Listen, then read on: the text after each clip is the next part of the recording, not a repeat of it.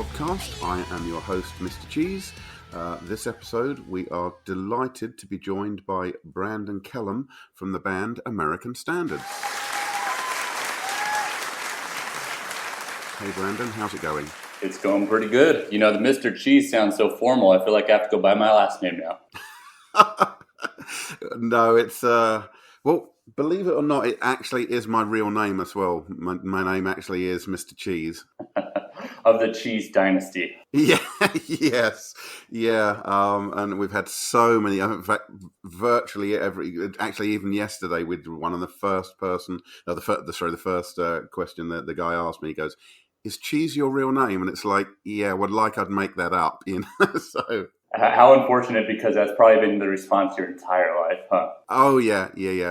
Well, actually, again, as I mentioned yesterday, the kind of the worst side of that was my father decided to call our house Mouse Hall. Oh, jeez. Yeah, sense of humor is what you're saying. Oh yeah, big time, yeah. So before we kind of run headlong into the questions, if there is anybody out there who's just kind of stumbled across the podcast or existing subscribers but don't know about American Standards, can you just tell us a little bit about the band? Yeah, I think you described pretty much everybody that'd be listening right now. They're all like, "Who is American Standards and why are we listening to this?" So we're punk, metal, the chaotic hardcore, all those different tags that you throw out there. Band from Phoenix, Arizona, out of the United States. We started about 2010, put out a first EP in 2011, and then our first album in 2012 under Victory Records distribution. And since then, we've been doing pretty much DIY. So we just did about, I think, our 400th show recently, before lockdown and everything else went in place. So we've been doing it for quite a while. You know, I started it as I was actually on the tail end of getting out of the band and not sure if I was going to do music again, and ended up jumping into a band for the past decade. Very cool. Are you still with Victory? No, we put out the one album and then we left after that. And I should clarify, so it was Victory Records distribution, although the label itself was called We Are Triumphant. So they're just a distributed label of Victory Records. And this is like, keep in mind the time, 2010, 2011, right after, kind of the peak of the music industry. So at this point, labels are signing every single band they can get their hands on and just dealing in quantity versus quality. So we were a small band on a huge roster of bands. And honestly, nothing changed from the day before we got signed to the day after we got signed. We were still recording our own albums, doing our own music videos, and booking all our own tours.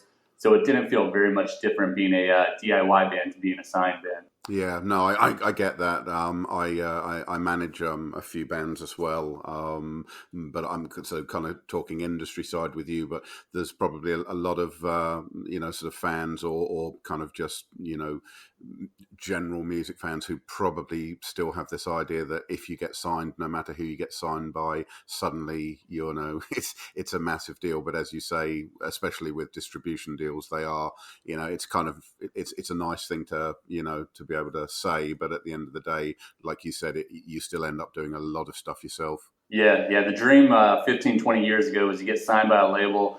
They pick you up on a limo and wine and dine you and everything else. And 2010 and beyond, I don't think it's like that anymore. We found no. We've partnered with a couple smaller independent labels since then, and we've got a lot more out of guys, doing their label out of their garage and pressing vinyl out of their garage. And we have a huge label that had some of our favorite bands on it. Yeah, absolutely. Oh, very cool. Okay, well, we will throw straight into the questions then. And like I warned you, they do go all over the place. So strap yourself in. Lay it on me. Okay, so if you could change one thing about yourself, what would you change? One thing about myself, well, I feel like we're going into like job interview questions now, where you gotta make up the whole thing about how you're perfect. Like, I just really try too hard.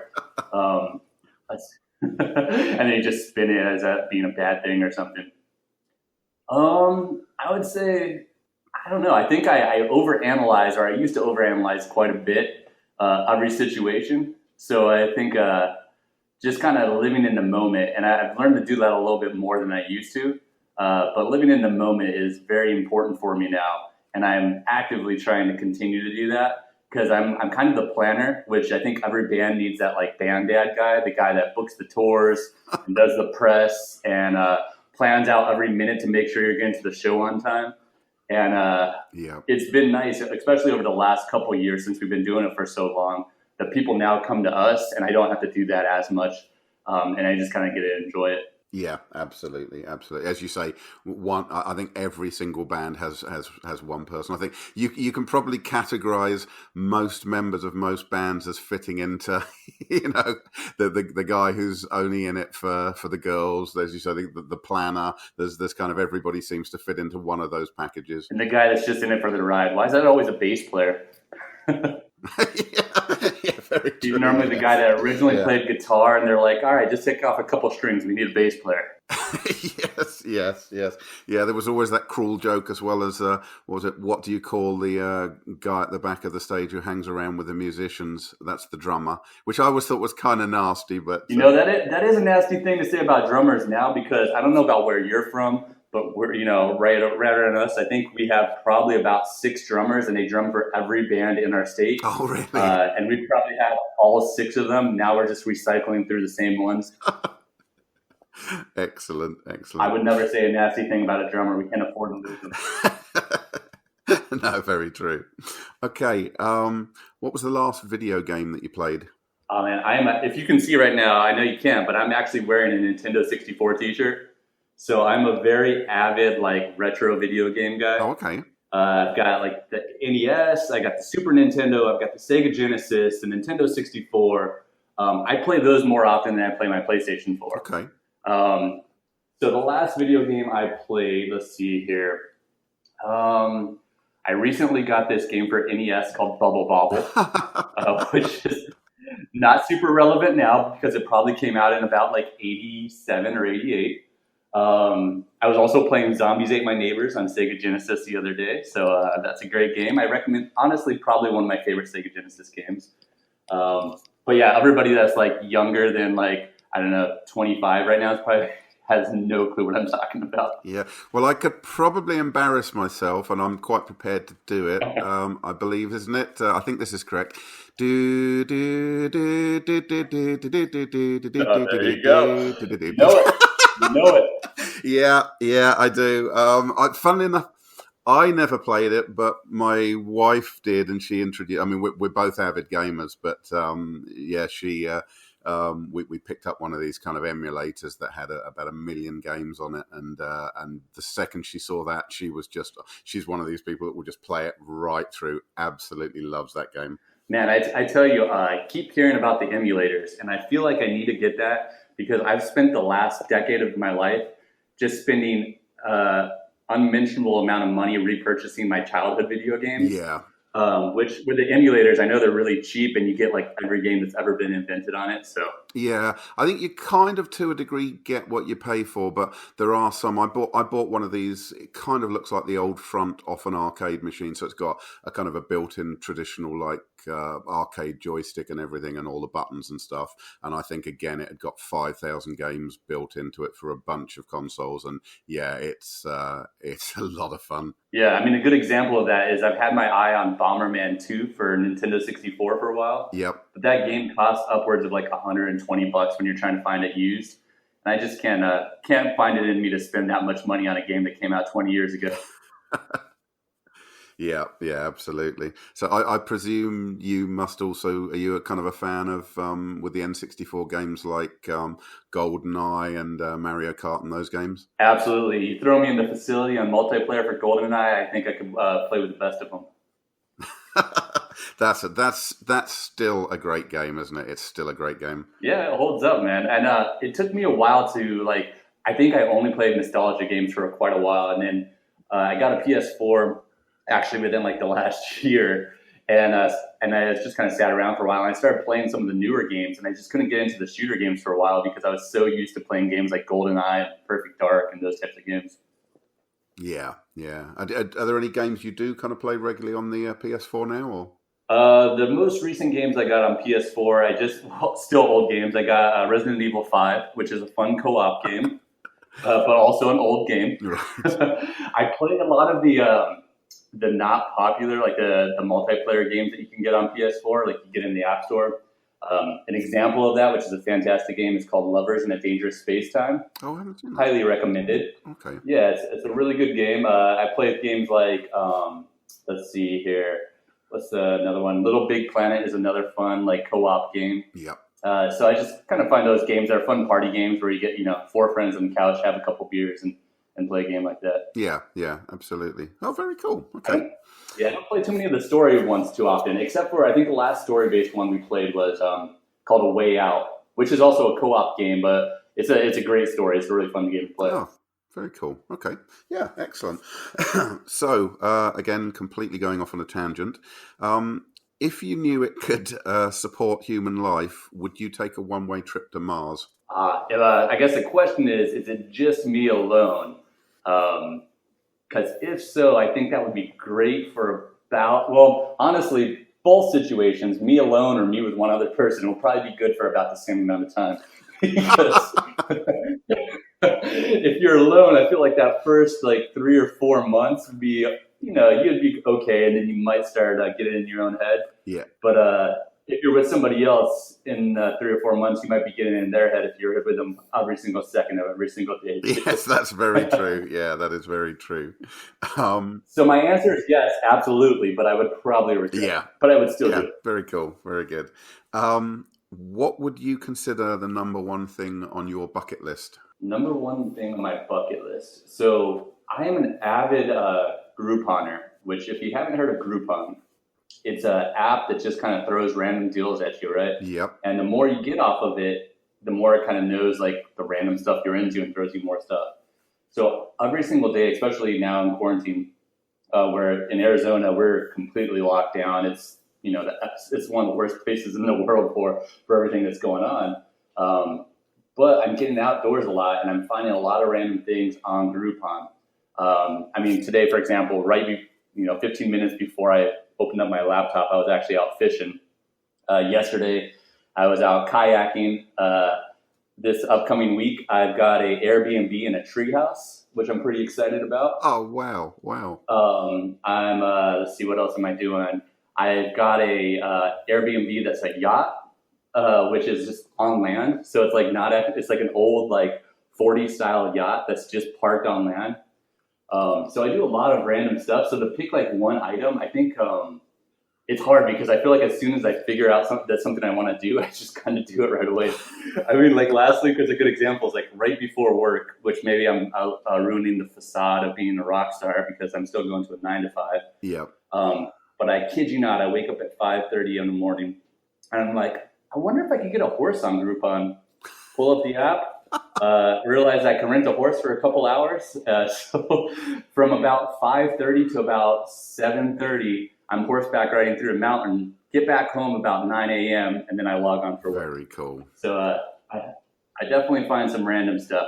The one thing that comes to mind that I haven't done that I want to do here soon is going parasailing. I feel like that would be kind of cool. I've been skydiving and all that stuff, but I've never been parasailing before, so maybe that's next on the bucket list. How was your first ever skydive? Because that's something I've done. But what was your how was it for you, the very first one you ever did? Yeah, it was interesting because I went with my dad. My dad wanted to go skydiving, and we first went to indoor skydiving. I don't know if you've ever seen that or if you've got that around you. Yep. But it's a big old wind tunnel, shoots you up. It's basically got a trampoline at the bottom. Yep.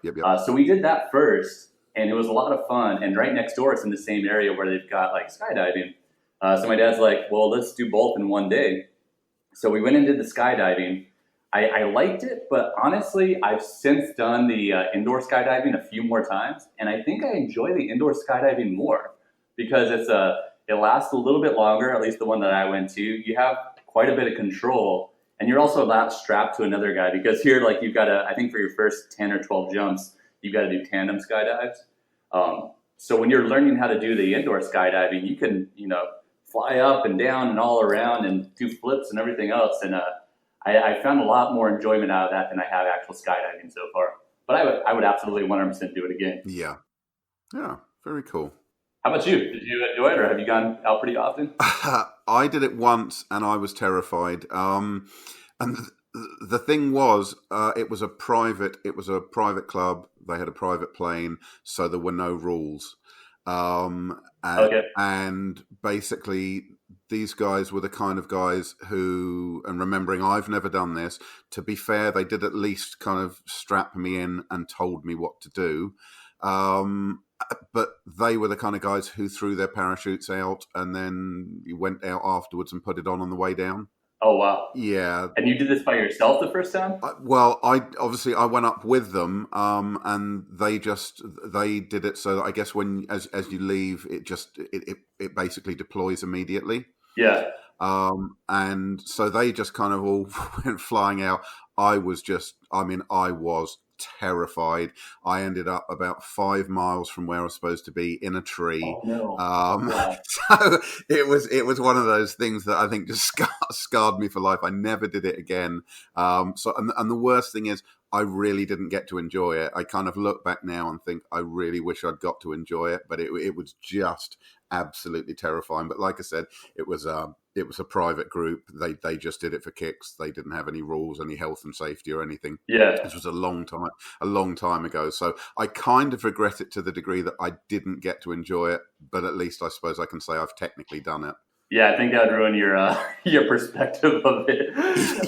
Yeah, definitely. My first time was basically you're strapped to somebody else and they fall backwards and you fall out with them, you know? Yeah. And most surreal thing about it, though, which I wasn't expecting, is you know that feeling like if you're on a roller coaster or ride and you kind of feel like your gut's coming up like that. Yep. I don't know how to explain it, but you have the feeling of falling. Yep. When I went skydiving the first time, I personally didn't have the feeling of falling at all because we were so high up and we were falling for so long, and the winds, it just almost felt like a fan was hitting your face, but I didn't get that feeling of falling at all. Right. And then the second that parachute opened up, I swear it racked my crotch just a little bit. And the last minute and a half, I was just thinking, when is this going to be over? This is pretty uncomfortable.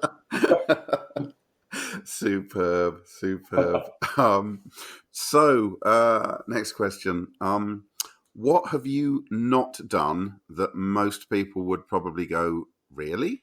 That's a good one, actually. I'm trying to think what I haven't done, to be honest. Nothing immediately comes to mind. Like I said, not only when it comes to thrill seeking and adventure type stuff, I'm also a very, very adventurous eater. I've gone out to the Philippines a few times, for example. And this is just to illustrate how open I am to pretty much everything. The first day I was out there, some of the people there, they had this thing called balut. Have you ever heard of that? It's a type of food. No, I haven't actually. No. So it's a duck in an egg, like a baby duck that hasn't been hatched in the egg. Oh yes, yeah. Sorry, yes. Yeah. Please tell me you didn't.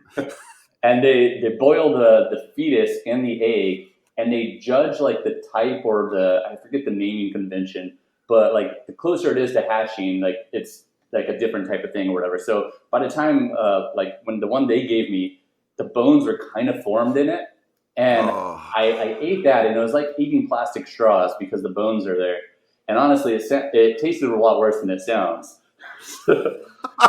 And this was only the beginning because this group of people, that was the first thing they started off with. After they realized I would try that, they treated it like Fear Factor, and they were basically just giving me stuff that I don't even think they ate. They were just let's put all this random stuff together and see if this dude eats it. So, yeah, when it comes to what I haven't done, I really can't think of a whole lot of stuff that I haven't done that most people have. Yeah, well, I think that was probably a better answer, and that was definitely a first for the show. So, yeah, I'm absolutely fine with that. So, is there anybody that you've either met or somebody that you think if you did meet, it would be very hard for you kind of to hold it together? Is there anybody that you would be kind of, fanboyish of, as I say, anyone you've met or somebody you might meet? Yeah. The really cool thing about American Standards is we've had the opportunity now doing it for so long to play with a lot of the bands that we looked up to, looked up to as kids.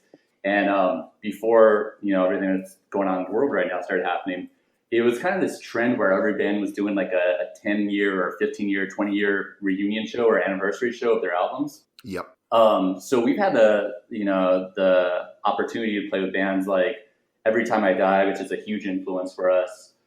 Zayo, we did a couple Artreyu tours, Emery, all kinds of bands that we listened to like when we grew up. Yep. And the interesting thing about when you play with those bands is like when you're younger and you think about like, oh, I would love to play with X, Y, and Z.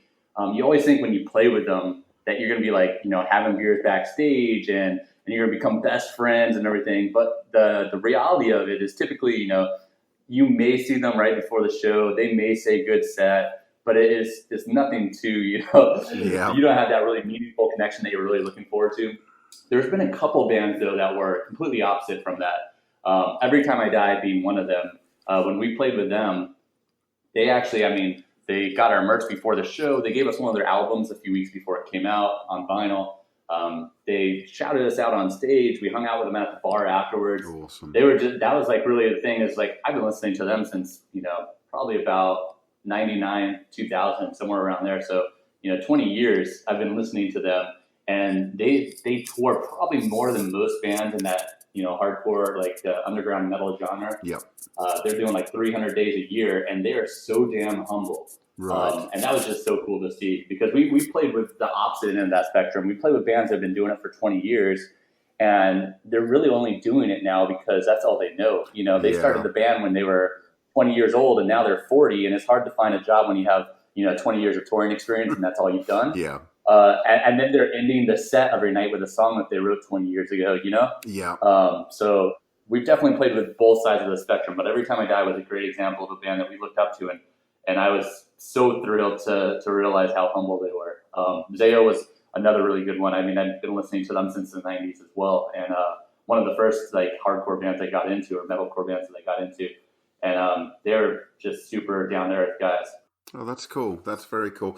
Yeah, it's kind of difficult, like you say, especially the bands that just keep going and keep going. It's like, I'm the last person to ever put anybody down for doing what they want to do, or, saying there should be a cutoff point and stuff like that. But, you do see the odd band out there where they are clearly just going through the motions, and it's I don't know, it's kind of difficult. And again, the last thing I want to do is kind of disrespect anybody, and I certainly wouldn't name any bands, but there's bands I've personally seen, especially with the vocalists, where you kind of get to the point where they've lost their range, and that big note that they would have hit previously, they suddenly drop it down an octave and stuff, and it's like I said, it's the last thing is you ever want to say is right, it's time, but it's a difficult one, isn't it? Yeah, there's not a retirement plan in metal for the most part, and there's not a healthcare plan or anything like that. So I get it when you've got these guys, especially when a lot of people are writing off of album sales, and then that tanked, and now artists are getting paid 0.003% of a penny for every stream they get. Exactly. Some of them have no other option but to get on the road and become a merch machine. Hope they're pushing t-shirts. Yeah, exactly. So again, completely different track. Do you believe in the afterlife? You know what? I would absolutely love to, but I don't really, man. I really wish like that. Like you watch those like little shows, just cheesy shows on TV, like Ghost Adventures or Ghost Hunters and stuff. And I would love to be a ghost, just running around causing havoc. That sounds like a great time. But I really don't. I think that we're all just, some form of matter, and we return to the earth, and not in the form of reincarnation. I think we all become other things that aren't, cognizant of the fact that you were anything before that, Yeah. No, well, I 100% agree with you on that one. I've kind of just, I think this is your kind of one shot. So that's why I tend to just try and make the very most of it. Yep. Yeah, no, I think honestly, I get the reason why people believe in afterlife, and I would never knock anybody for anything that they believe, especially if it makes them a better person because of it. But for me, I also find a beauty in thinking that, like you said, this is your one shot to really enjoy life and enjoy the people around you, and have at it. Absolutely. So, what is the oldest thing that you own?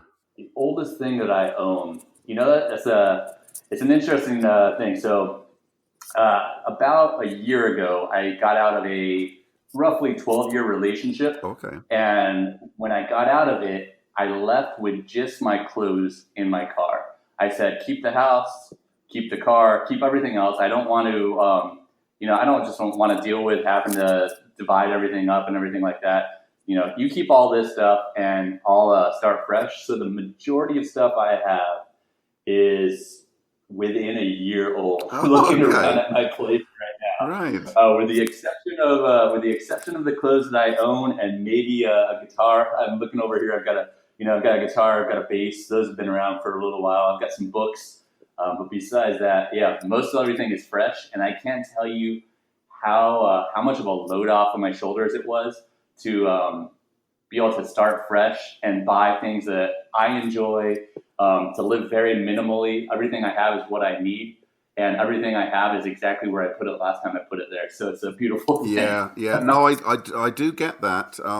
We moved house about I guess about 2 years ago now, and funnily enough, given the kind of the relative age, we probably should have been downsizing, but for some reason we bought a farm in the middle of nowhere in Norfolk in the UK. But we went from we'd had kind of a pretty small place because we'd basically spent a lot of our lives just traveling around seeing the world. So we liked the trade off. We just wanted somewhere to kind of come back to before we kind of went off on next adventure. So that was all well and good. But even moving out of that place, there was actually something incredibly enjoyable about getting this great big container and just throwing so much shit away as to be unbelievable. And it really was nice. And we kind of moved up here with very little. And so I 100% get where you're coming from. It is kind of, I'm not a kind of a tree hugger by any means, but I absolutely think that it is a very nice thing just to kind of rid yourself of a lot of stuff. Yeah, no, it's very low stress. I almost wonder though, with the way things are now, if a lot of people are going the opposite direction because everybody's cooped up inside, they can't go out, so they're just buying stuff on Amazon. I mean, Jeff Bezos is the most wealthy person in the world right now. If anybody's benefiting for this, it's damn near for sure Amazon. And I wonder if at the end of all this, when hopefully things go back to somewhat normal, I wonder if everybody just has a pile of garbage they don't need. Because I'm sure. And actually, now we've amassed about 200 questions, and one of the questions I know we have, so I will throw it. I don't know where it is, but it's in my head. What's the kind of most standout thing that you've ever bought and then kind of looked back on and thought, what the fuck was I doing? Okay, there's been a couple things. I mean, I don't think this is like a ridiculous thing to buy, but a while back, because I was doing a lot of podcasts and a lot of press with the last album, I was like, it'd be cool to start a podcast. So I actually went online. I did all this research. I bought this like podcast set. It came with like 2 mics and spit guards and a interface and cables and a program and everything else. And that thing just sat in the box for like 2 years. And I remembered every time that I did a podcast, like I jumped on a podcast like this, I was like, I've got some pretty nice gear somewhere out there in my, at my old place in my old garage. If I dug up, I'd be able to use that right now. Brilliant. So, do you have any phobias or fears? Phobias or fears? I wish I could say. I wish I had an interesting answer to that. I can't think of too much that would fall in that category. I have I think just by proxy of the isolation and everything that's going on now, I've definitely been having a little just anxiety from staying inside for so long, right? Which has not been usual. But I think that's also why actively over the last few weeks I've just been, you can't go to the bar or the pub anymore. So let me just find somewhere outdoors and I'll get out there and get out on the lake and kayak or go fishing or whatever it is. Yeah. But as far as fear of spiders or heights or snakes or any of that other stuff, Not really, not that I can think of. Oh, that's cool. That's very cool. Yeah, I suppose, with regards to the isolation and stuff, I suppose that's why solitary confinement is always considered kind of the biggest thing they can do to somebody in jail and stuff like that.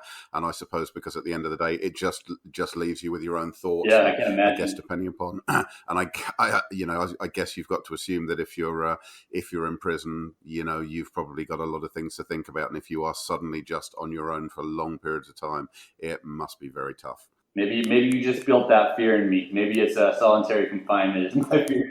I feel like I've been the very loose version of being isolated, because I see my brother. He's not too far from me, and I see people here and there. But I'm definitely not going out anymore. Until things get a little bit better, especially where we're at right now. Yeah. I kind of follow the US news because I used to years ago. I used to live on the kind of Canadian-American border, so I've always kind of kept in touch. And it's having said that, globally, it seems to every time you seem to think it's starting to kind of head the right direction, it then just seems to head the wrong direction, doesn't it? Yeah. Arizona, like I said, we kind of went the wrong direction about 3 weeks to a month ago, where for the last several weeks now, we've been leading in new cases and deaths and everything else. All the hospital beds are full. I mean, my neighbor actually, probably last week, I think it was, his girlfriend comes knocking on the door, and he's having a seizure. He's never had one before. He's having a seizure over there. And she's frantically trying to call the police, 911, and they're not answering. And we finally get a hold of them, and they're like, "Yeah, we're really busy right now." I was like, "What kind of answer is that when you're calling for an emergency?" Yeah. They show up 20 minutes later, and they basically gave them the option. And you can go to the hospital and sit in a hallway for a while because we don't have any beds for you, or you can stay here. So he's doing better now, but. Yeah, it's a scary place that we're in right now, man. Yeah, it's so crazy. Absolutely. So, kind of heading back to the brief prison mention, this next question is, if you were arrested, what would the rest of the band assume that you had done? What would they assume? It probably is for doing some dumb drunk thing in public. I've been known to drink a couple Jack and Cokes before our shows, and my inhibitions are low. Challenge me to do something or give me a dare, I'm probably going to go out and do it, which becomes a much more dangerous place nowadays when everybody's got a camera on their phone. Yeah. They would probably just assume something stupid like that. I always think about, like, if I'm on the other side of 30 now. I think if I grew up in the age of smartphones when I was in high school or younger than that, and the ability to upload on YouTube immediately, I would have some pretty embarrassing videos up there. Which sort of poses the question then at that point. Are you competitive? And also in the same vein, are you a good or bad loser? You know what? I never think of myself as competitive. I feel like a lot of musicians, they have two choices. You go into sports or you go into music, but very few do both. And obviously, because I'm talking to you, I went into music. Yeah. So I'm not the most athletic person. I'm very active, but yeah, I think I'm pretty competitive with myself, though. Like, if anything, I get down on myself for not giving it my all. It doesn't matter if it's when we're at the studio, I will do 1,000 takes until the producer tells me to stop. Yeah.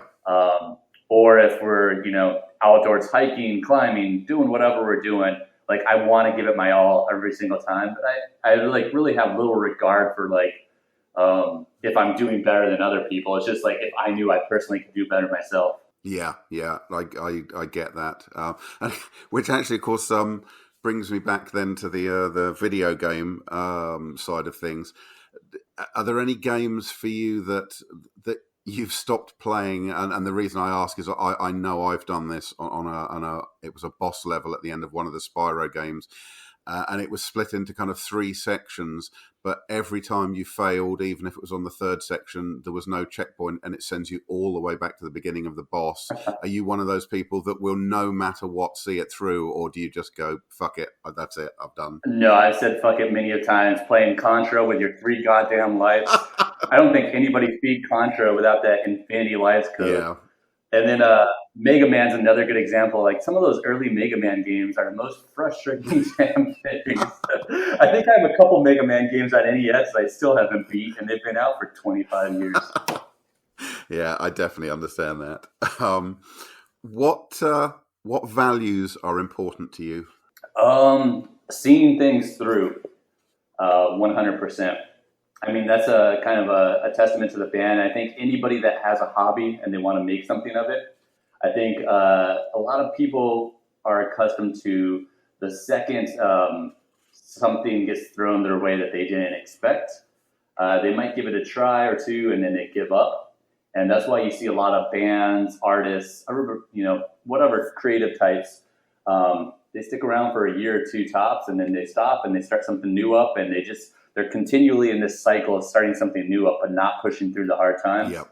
I would say some of the best things in my life have come through sticking through some of the worst times of my life. Absolutely.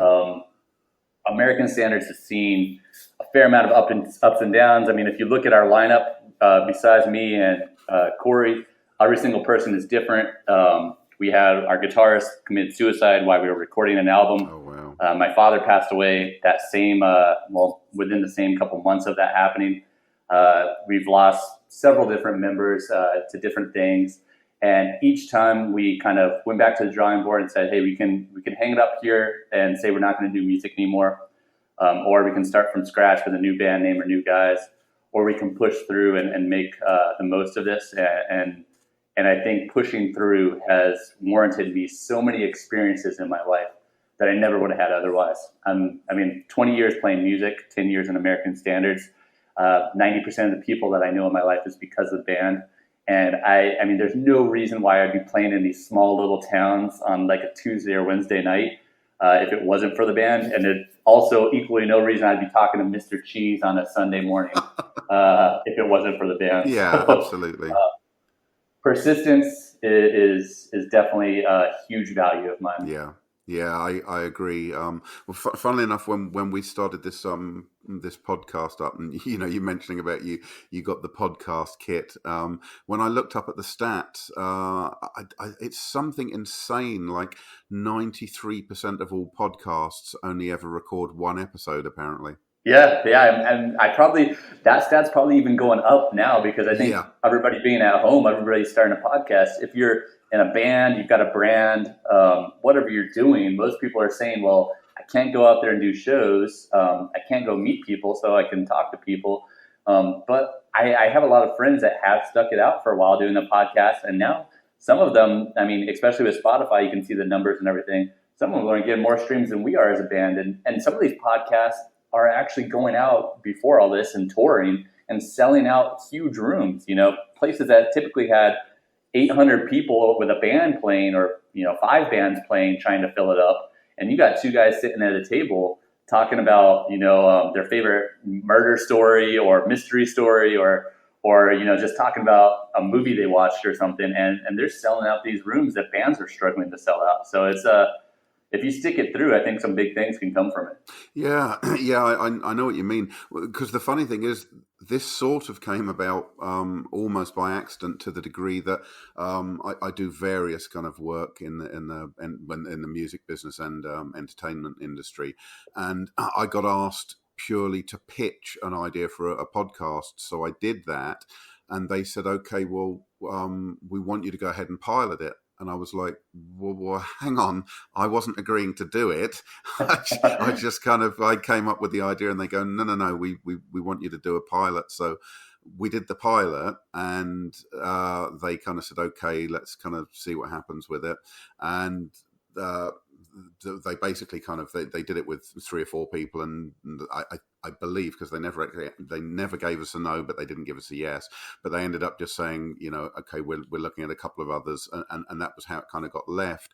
But what happened with us is, as a result of when we did a kind of a second episode, and then one of the other members of the band from that episode, it was the band Kicks, and one of the members of that band said, okay, well, I loved being on the show, can we have the guitarist do it as well? So I was like, yeah, okay.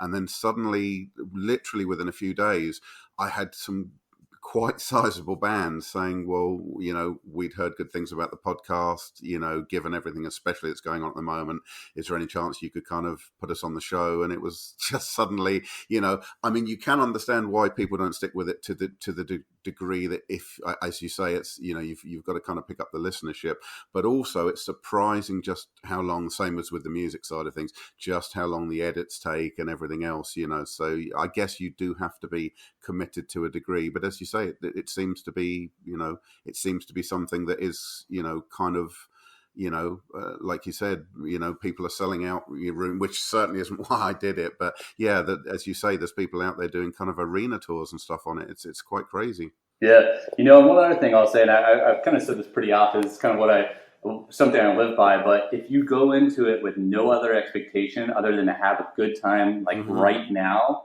yep, then everything else is just a plus. Like at the end of this, right now we're at 40 minutes or so.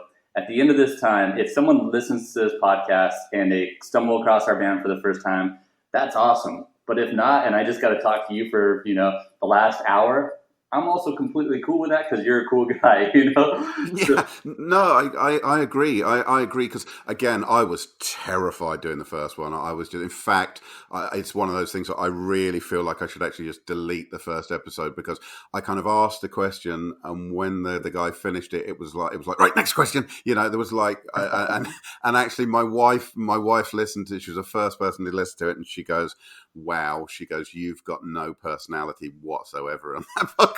And I was like, wow, that's kind of harsh, but it was absolutely true. But funnily enough, one of the nicest comments I heard, and it didn't sort of directly relate to me, but it actually turned out that somebody who was listening to the podcast was the neighbor of the guest who was on the episode that day. And she actually left a comment on Facebook saying, I learned more about the guest from the show listening to the podcast for an hour than she had done when she'd been living next to the guy for 8 years. Oh, wow. So I thought that was kind of cool. And, obviously the format, I guess, seems to work because, like you said just before we came on air, I think every musician has been asked what would you do if you weren't in a band? How did the name of the album come about? And it's and I don't know. I just think. I'm not even certain. I know this certainly isn't meant to be disrespectful to anybody else. I'm not certain even the fans want to hear that same story another 1,000 times. Yeah, no, I can't even think, like, looking at my favorite bands, I mean, if I wanted to know that stuff, I'd probably just Google it, but I don't really look up that stuff because I don't really care too much. I think I think the beauty of the format of the podcast, especially when you have, a conversation like this that's just kind of easy and free flowing, is you get to know, like I think you mentioned, the personality of the host. And when you first start, you might start off listening to a podcast because of guests, and you might say, okay, I like this guy, this person in this band, and this subject that they're going to talk about. But after you listen to a few, there's so many podcasts that I've listened to a few, like I've cherry picked which ones I was going to listen to. And then I went back and said, well, I just think the host is kind of cool, so I'm going to go back and start listening to people I've never heard of before. Yeah. And then you start learning about stuff that you may not have liked before, or finding respect for artists and other things that you didn't really like before too much. But then once you found out more about them, you're like, okay, I kind of see where they're coming from. Yeah. I've done that so many times. Yeah, definitely. Especially with how much we drive. I mean, being on the road, what else do you have to do? I mean, I've listened to so much music throughout my life that listening to a podcast is a nice way to pass the time sometimes. Yeah, absolutely. Right. Speaking of listening to music, do you have any, I think what we always refer to as guilty pleasure bands? Are there any bands out there that you kind of secretly know you shouldn't like, but you do? I have pretty eclectic taste in music. So when just pulling up my phone right now, like the last few things that I've listened to, Leon Bridges is one of them. He's kind of a R&B, maybe soul singer with a really cool, like old school aesthetic. Childish Gambino is another that's a pretty constant rotation on my phone. Yep. And Thin Lizzy was right before that. So you can see it's kind of all across the board. And then I've got like bands like Chariot that's more in the realm of metal and what we do. Yep. So it's kind of all across the board. And I've probably even got some Disney songs on here, to be honest. As far as recently listened. So the craziest thing, though, is I don't know if you've seen this. A lot of people are talking about, like, if you go onto your Spotify and I think it's type in, like, most played or something like that. It gives you your most played playlist. Yep. Everything on my most played playlist are artists I've never heard of. Really? And the reason for that is because I listen to 8 hours of sleep music at night. That's just kind of like the ambient tones and stuff. Yep. So my app just thinks that, like, my favorite artists are these people that just, press one button on a synthesizer and make a humming noise. Yeah. No, I get that. Because funny enough, I listen to podcasts.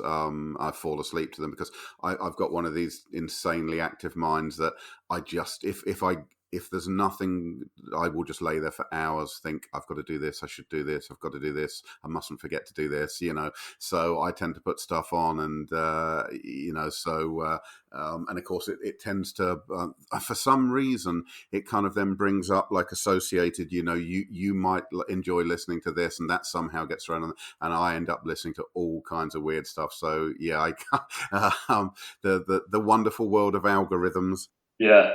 Yeah, I didn't get into the sleep music and the ambient stuff until probably a couple of years ago. And actually, our guitarist, he would throw it on, if he was in the back of the van sleeping, or if we have 5 guys curled up in a hotel room with one bed, and he would put the music on, and I would always kind of laugh it off. And then recently, I found, I actually kind of like that more because I find different. Although yes, I have like the mind keeps running. I find if I listen to a podcast or if I even listen to just normal music that I would listen to during a day, I'll focus on that to the bitter end and I'll never sleep because of it. Yeah. So just having the kind of droney music that like just falls off into the background, it does help a bit. Yeah. You mentioned about the food in the Philippines earlier on. Are there any foods that you just don't understand the appeal of? There's honestly only 2, and I would say the majority of my friends know what these 2 are. And they're not too dissimilar from each other. Go on. One is spicy mustard. So anything with spicy mustard on it, not a fan. Right. And the other, which to me tastes like spicy mustard, and I think it's a horseradish, is wasabi. Oh, okay, yeah. Both of those taste like gasoline to me, and I just don't get why people like it. No. I love spicy food, but that is not the type of spicy I want. Yeah. Funny enough, I've never tried wasabi. I actually saw a cooking show the other day, and someone was putting like literally spoonfuls on it when they were making. I think they were making sushi, and they were just loading it up. And the guy who tasted it said, "You really need to dial that back." So I've never had it, but I understand it is really severely warm. Yeah, I've had a traumatic experience with wasabi, so.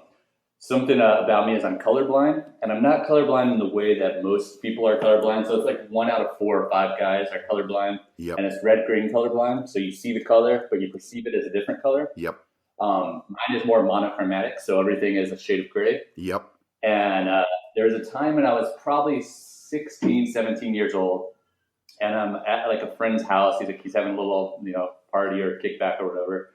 And I go over to the table of food, and I grab myself a chip, and there's a mound of guacamole, and I dip that chip into guacamole because I absolutely love avocado. And I put that in my mouth, and I immediately find out that it's not guacamole, and it's actually wasabi. Oh, no. And 10 seconds later, I'm running to the backyard. I'm puking my brains out. I'm sweating. Everybody's just standing there watching me like, what's wrong with this guy?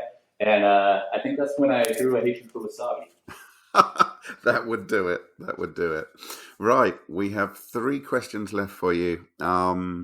Next one is, what's the best concert that you've ever been to that you weren't performing at? Best concert I've ever been to. This one may be a shock for some that listen to our style of music, but I love System of a Down. Yeah. Yeah. And I've seen them play a couple times, but I assumed, back in the early 2000s, they wouldn't be doing anything again because of all the trouble they have within the band with the personalities. But they did a reunion tour just a couple years ago, and I went to that with a good friend, and we had pretty good seats. And I swear every single song they played was a hit. They played for like 2 hours.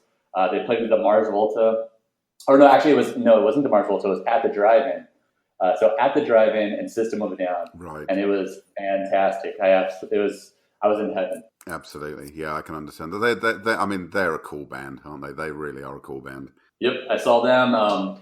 Red Hot Chili Peppers was pretty fun. That was a band that I don't really listen to very actively anymore, but I used to absolutely love them. And then seeing them live was great. The other band that right now is like the Pie in the Sky. I wish they would come back, and I think they tried to for a bit, but then all this happened. It's Rage Against the Machine. Oh yeah. Never got a chance to see them live, but when they were going to play here before everything closed down. I think the tickets sold out in like 10 seconds or something. So I was refreshing that screen nonstop, and there wasn't a chance in hell I was going to get the tickets before the scalpers hit. And I also wasn't going to pay about $1,200 for one. Yeah, yeah. Did you have? I don't know if you out in the States whether you heard the story of the Christmas #1 in the UK a few years ago. No, I didn't. Well, it got to the stage where every single Christmas #1, which is it's a really big deal here for some reason, and for a number of years it got to the stage where X Factor, Stroke the Voice or whatever it was, every single year they got #1. Okay. And that would just happen by default. And, they were putting out some kind of fairly drivelous kind of Christmas sounding song. And obviously because of the TV show, masses of people downloaded it, and that was it. So one guy in his bedroom started a campaign to get Rage Against the Machine, Killing in the Name of, to be the Christmas #1, to get everyone to download it on Christmas Eve.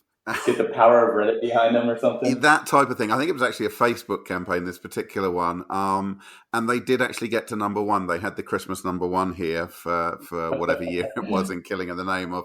But one of the best things was the BBC here, which is our kind of our dearly beloved main radio station, main corporation altogether. But you're certainly not allowed to swear or do anything else like that. And somebody had the idea to have Rage Against the Machine perform their Killing in the Name of live on the BBC. Oh, wow. Did they have to bleep out the end of that? Fuck you, I won't do. No, this is what makes this fantastic. No, they didn't bleep them out because they said to the lead singer, "You won't swear, will you?" And he said, "No, I promise." And wait, so he actually didn't swear, or did he go on live TV and just do it anyways? Oh no, he went on, and when it got to that part, he was just fuck this. Fuck. Yeah, it was. Yeah. Oh yeah. He just went for it completely. But it was brilliant because literally, whoever set this up just said, "We understand you swear a lot. You're not going to, are you?" And he just said, "No, I'm not going to." And then there was no dump. Yeah. There was no delay or anything. So right on national radio, he just went for it. I can't see Zach Del Roca actually following through with not swearing. So that's a beautiful story. Exactly. Right. Last two questions. Do you like to gamble? We do play Vegas quite often. A great thing about Arizona, which I've come to appreciate, is it's not awesome where we were at, because today's a great example. It's like 114 degrees today, right? So it's horrible outside, but it's also about 4 to 5 hours from any environment that you want to be in. So if you want to go to the beach, yep. San Diego's right there about 4 or 5 hours away. You want to go up to the snow, you can go up north. And if you want to go to Vegas, it's about 5 hours away. So to get to most places that we tour to, you almost always have to go through Vegas. And I hate to say this for anybody that goes to our Vegas shows, but Vegas is one of the worst cities in the world to play if you're like a band of our size, because no one goes to Vegas to see a small show. Everybody goes to Vegas to see these huge Cirque du Soleil shows and all that other stuff, which is not us. So Vegas is never a great time to play in terms of the actual show. Although we've played some cool DIY shows like houses and warehouses that have been a lot of fun, but it's always fun after the show, because we do like to hit the roulette tables and blackjack. And I've got a little riskier as the time goes on over the years. Thanks to our last drummer, he's kind of had this thing where he starts off with $100. He just puts it on a color on roulette, and if he doubles it, he just keeps going and he keeps increasing the bet until it's just betting an outrageous amount that you never would. Like, your entire mortgage payment, and you're just like, yo, I started with $100, but I won 1,000, so I can bet $1,000 a hand. And I started doing that. If I lose that first one, then I lost $100. I stop. I'm done. But if I win, it's a good night. Yeah. And I walked away with quite a bit. I've also walked away wishing I would have stopped a lot sooner. Yeah. So it's probably even at this point, I'm thinking. Yeah, because there's supposed to.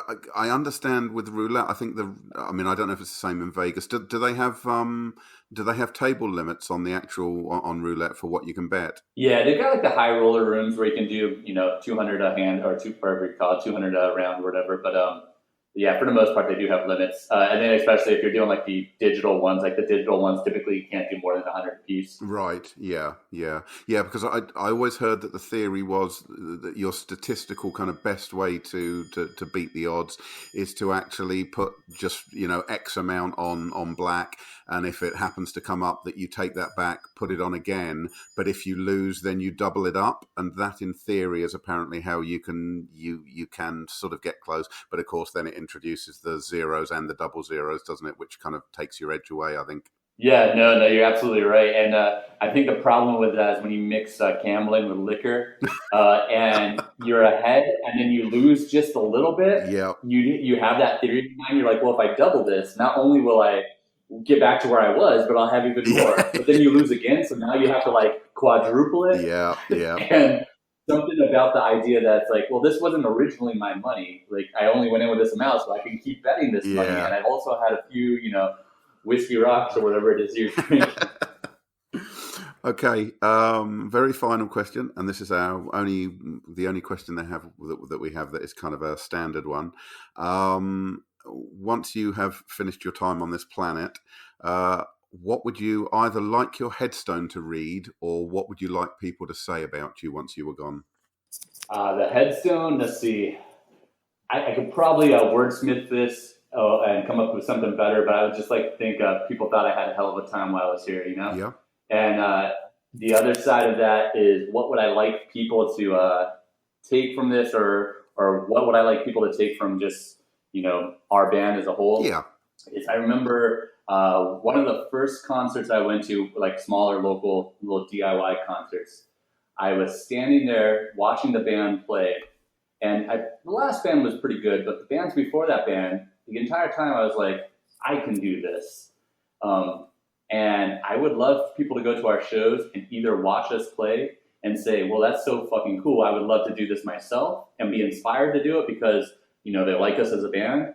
But I also wouldn't be disappointed if someone said, I can do this better, and they decided to go out and do it as well. Because either one makes them take action, which can change like the course of their life. Just like when I went to a show for the first time, and I thought, wow, this is like, 100 people in a small little dingy VFW hall, and there's some bands playing, and that's something I can do too. And because of that, I've experienced this last 20 years of my life in a completely different manner than I would have otherwise. Fantastic. Absolutely fantastic. Well, Brandon, it has been an absolute pleasure to have you on the show. Last thing before we call it a night, where can people find you guys online? I kid you not, if you put in pretty much any website /American Standards with an S at the end there, you're probably going to find us. We're on all the social media, Twitter, Instagram, Facebook. Every streaming site you can think of, from Spotify, Apple Music, Deezer, YouTube, it's all there. We've got, a decade worth of music videos and albums. So you can go back and listen to that. And hopefully, when we're all past this, we'll have some new music out and we'll be back on the road. Fantastic. Well, in the show notes, we're going to obviously list the website, Facebook, YouTube, all that sort of stuff, so people can get a hold of you easily. And again, thank you so much for doing the show. So, I hope you enjoyed the show. If you have, please do consider subscribing and also leaving us a review, as it does help greatly with the rankings. Also, if you have suggestions for future guests, please reach out to us on Facebook, Instagram, X, etc. We would love to hear your ideas, and we would love to hear from you. Thanks very much.